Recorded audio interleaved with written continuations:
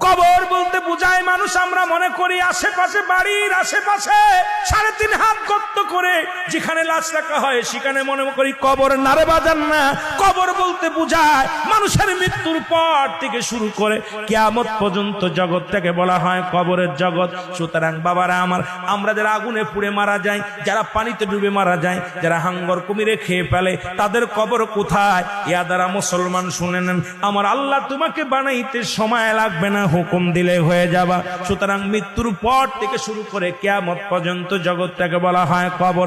এই কবরে যেদিন শোয়া দিবে, 1 নম্বরে আসবে একজন ফেরেশতা, তার নাম হলো নোমান ফেরেশতা। মুসলমান শুনে নেন, আমরা জানি কবরে শোয়ানো পর মুনকার নেকির আসবে।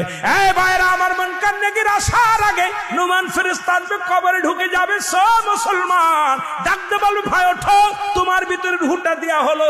আজরাইল সাল্লাম রূহটা বাইর করেছে, আমার আল্লাহ তোমাকে জানটা দিয়েছিল, এটা কবজ করেছে। এখন আমি তোমার দুজন কেরামন কাতিবিন, দুপাশে দুজন ফেরেশতা ছিল, তারা তোমার আমলনামাটা লিখে রাখছে, ভালো মন্দ সব লিখে রাখছে। এখন তোমার হিসাব হবে, 2টা কাগজ থাকবে নোমান ফেরেশতার হাতের মধ্যে, একটা হলো নেকির কাগজ, একটা হলো বদির কাগজ। এইবার হাতের মধ্যে দিবে, ভাইরে তুমি লেখো, এই তোমার আমলনামাটা লেখো। বলবে আমি লিখবো কেমনে, আমার কাছে তো কোনো কলম নাই। ডাকতে বলে, বান্দারে তোমার কলম হলো ডান হাতের শাহাদত আঙ্গুল মোবারক। এই মুসলমান এই আঙ্গুলটার বড় দাম। এরে আমরা হলে সুন্নাতুল জামাতের যারা মুসলমান আশিকেরা, শোনো, এই আঙ্গুলের মাথায় চুন জড়ায়ও না। এই আঙ্গুল দিয়ে আমার নবী চন্দ্রকে দিয়ে খণ্ডিত করেছে। এই আঙ্গুলের বড় দাম। এই কবরের ভিতরে তোমার আমলনামাটা তোমার এই আঙ্গুল দিয়া লেখা লাগবে। বাবার এই আঙ্গুলটার মর্যাদা তোমরা রক্ষা করবা। জোরে জোরে চিল্লায় বলো ঠিক কিনা। এবার ফেরেশতা ডাকতে, নোমান ফেরেশতা ডাকতে বলবে, এ বান্দা, এই ডান হাতের শাহাদত আঙ্গুল মুবারক হলো তোমার কলম।